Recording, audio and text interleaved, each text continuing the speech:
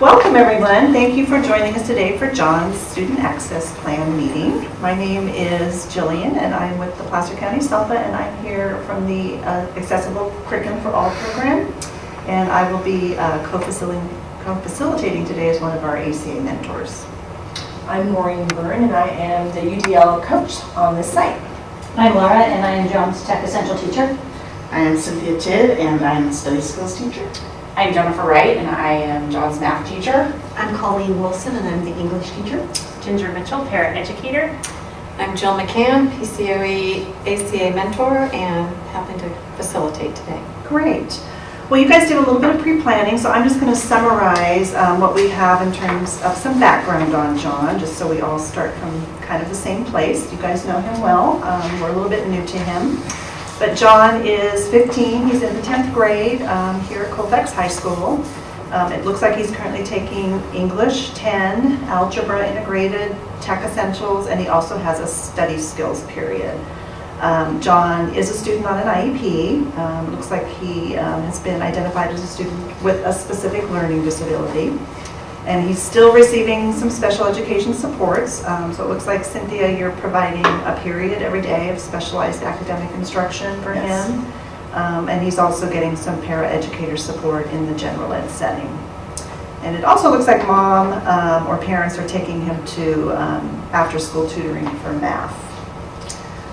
In terms of areas of need that you've identified, in the area of math, it looks like his skills are actually an area of strength for him, but he does have some difficulty in math in producing legible work and reading complex word problems.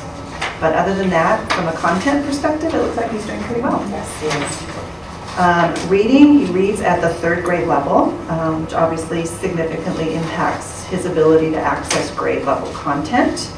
His comprehension of concepts and ideas is excellent, but his decoding and his fluency and his comprehension skills for reading are obviously a very significant challenge for him.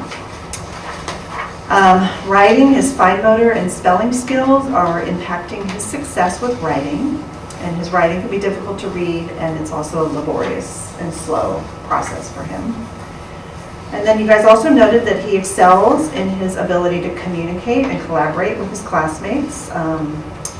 And he's actually quite good, like Laura mentioned, using technology supports. And he's a confident and comfortable presenter, so those are great strengths for him.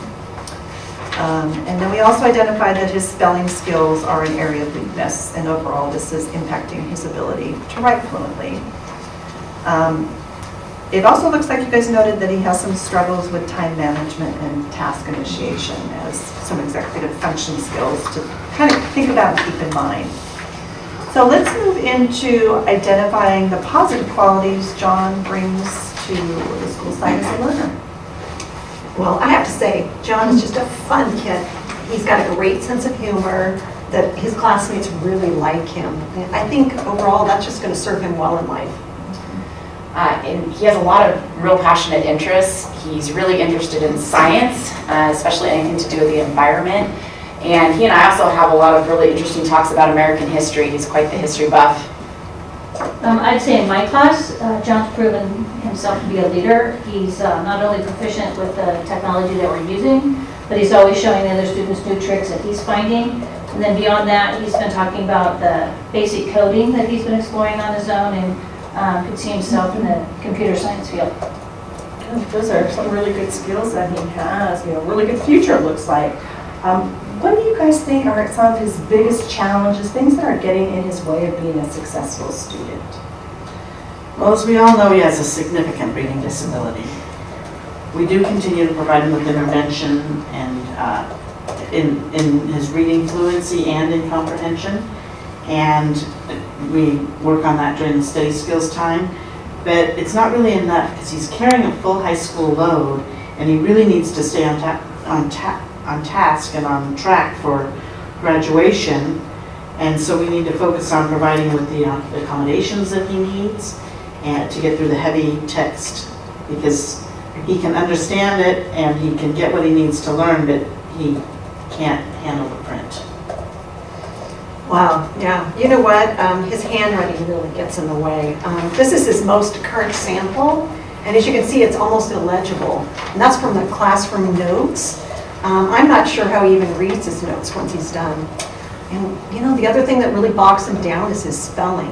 I know I see him struggling to get the words out, and I know it keeps him from moving on with the class notes. He gets behind, it bogs him down.